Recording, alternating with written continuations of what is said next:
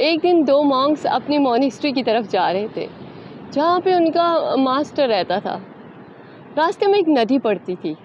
दोनों मॉन्क्स जब नदी के किनारे पहुँचे तो उन्होंने क्या देखा कि वहाँ पे एक औरत खड़ी है, और उस औरत ने मॉन्क से कहा कि मुझे नदी पार करते हुए डर लग रहा है, क्या आप मेरी मदद कर सकते हैं? तो उनमें से एक मॉन्क ने उस औरत को उठाया और नदी के दूसरे किनारे छोड़ दिया। उस औरत ने उन दोनों मॉन्क्स का शुक्रिया अदा किया और वो अपने रास्ते चल पड़ी। और दोनों जो मॉन्क्स थे उन्होंने अपना सफ़र दोबारा से शुरू किया। दूसरे मॉन्क के दिमाग में ये ख्याल आया कि एक मॉन्क होते हुए मेरे दोस्त ने कैसे एक औरत को उठा लिया। एज अ मॉन्क उसे किसी औरत को हाथ नहीं लगाना चाहिए था, और वो इसी तरह की बातें सोचता रहा। और जब वो मास्टर के पास पहुंचा तो उसने मास्टर को सारा किस्सा सुनाया। तो मास्टर ने मॉन्क से कहा कि तुम्हारे दोस्त ने तो उस औरत को नदी के दूसरे किनारे छोड़ दिया, लेकिन तुमने तो अभी तक उस औरत को नहीं छोड़ा। तुम अभी भी उसे अपने दिमाग में लिए फिर रहे हो। उस मॉन्क की तरह हमारी भी ज़िंदगी में बहुत कुछ ऐसा होता है जो हमें लगता है कि नहीं होना चाहिए था, और बहुत कुछ ऐसा होता है जो हमें लगता है कि होना चाहिए था, लेकिन वैसे हुआ नहीं। ऐसा बहुत सा इमोशनल बैगेज हम अपने साथ लिए फिरते हैं। जैसे कि मुझे एक शायर का शेर याद आ गया, यादें माजी अजाब है या रब, छीन ले मुझसे हाफ़ज़ा मेरा। लेकिन हमें ऐसी दुआ करने की बिल्कुल भी ज़रूरत नहीं है, क्योंकि हमारी मेमोरी हमारे लिए बहुत ज़रूरी है, हमारा हाफ़ज़ा हमारे लिए बहुत ज़रूरी है। अगर कि हमारा हाफ़ज़ा ना हो तो हम दुनिया में ऑपरेट कैसे करेंगे, और हम अपने पास से सीखेंगे कैसे, हम ग्रो कैसे करेंगे? तो मेमोरी हमारे लिए मसला नहीं है। मसला ये है कि जब हमें पास्ट से, अपने माजी से कोई ऐसी याद आती है, कोई बुरी याद आती है, तो हम अपसेट हो जाते हैं, हम उदास हो जाते हैं। अब इस मसले को समझने के लिए हम इस तरीके से देखते हैं कि जब भी आपको पास्ट से कोई भी बुरी याद आती है, कोई भी बुरा एक्सपीरियंस आपको याद आता है, तो बिल्कुल वैसे ही होता है जैसे लेट्स सपोज आप किसी सिनेमा में बैठे हैं और एक मूवी चल रही है।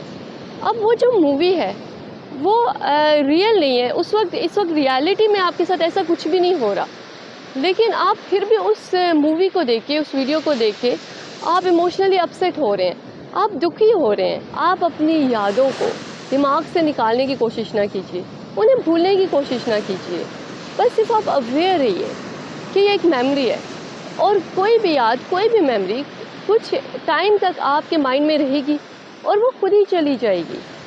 लेकिन जब तक वो आपके माइंड में है, आपने अवेयर रहना है कि ऐसा कुछ भी आपके साथ इस वक्त नहीं हो रहा। ये सिर्फ एक मेमोरी है जो दोबारा रिप्ले हो रही है आपके माइंड में। आप ये प्रैक्टिस अभी इसी वक्त कीजिए। आप कोई भी याद पुरानी अपने दिमाग में लाइए, कोई भी मेमोरी लाइए, और उसको जस्ट ऐसा मेमोरी देखिए। और इस तरीके से जब आप अवेयर रहना शुरू कर देंगे तो आपके दिमाग में जब कोई भी मेमोरी आएगी तो आप उसको देख सकेंगे कि ये जो मेमोरी है ये मेरे पास से आई है और ये मेरे इमोशंस को किस तरीके से अफेक्ट कर रही है। तो जब आप अपने इमोशंस को भी देखेंगे तो आप अवेयर होंगे कि आपकी जो बॉडी है वो एक सर्टेन वे में रिएक्ट कर रही है उस मेमोरी पे। सो क्या होगा, इससे क्या होगा कि आप एकदम से, ऐसा नहीं है कि आप इमोशनली स्टेबल हो जाएंगे या कोई भी मेमोरी आएगी तो आपको इससे फ़र्क नहीं पड़ेगा, लेकिन इनिशियली ये होगा कि आप अपनी थॉट्स को, अपनी मेमोरीज़ को और अपने इमोशंस को वॉच कर सकेंगे। सो एक गैप क्रिएट हो जाएगा आपके माइंड में और आपके इमोशंस में, और वंस ये गैप क्रिएट हो गया तो जो मेमोरीज़ की वजह से सफरिंग थी वो बहुत कम हो जाएगी। सो आपकी मेमोरीज़, ऐसा नहीं है कि आपके माइंड में नहीं आएंगी, आपकी मेमोरीज़ आपके माइंड में आएंगी, उससे आपकी बॉडी भी एक सर्टेन वे में बिहेव करेगी, रिएक्ट करेगी इमोशनली, क्योंकि जो बॉडी है उसकी लैंग्वेज इमोशंस है, तो बॉडी तो हमेशा हमारे साथ कम्युनिकेट इमोशंस के थ्रू करती है।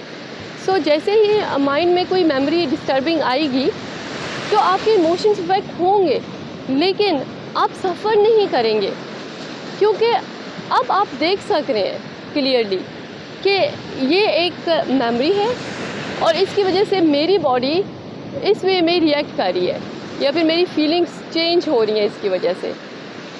लेकिन क्योंकि आप अवेयर होंगे तो आप चूज़ कर सकते हैं उस फीलिंग में ना इन्वॉल्व होना और जस्ट उसको इस सब को वॉच करना। अवेयर रहिए ताकि आप अपनी मेमोरीज़ को अलाउ ना करें कि वो आपकी लाइफ के मोमेंट्स को डिस्टर्ब करें। मैं इस वक्त बेंटोटा के एक बीच पे हूँ और बहुत ही खूबसूरत सी सुबह है। सो इस वीडियो को मैं ख़त्म करूँगी वैन गायर के कोट से जो मेरा बहुत ही फेवरेट है।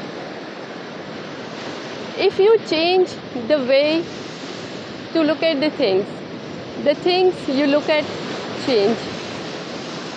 जब आप चीज़ों को देखने का तरीका बदल देते हैं तो चीज़ें खुद ही बदल जाती हैं।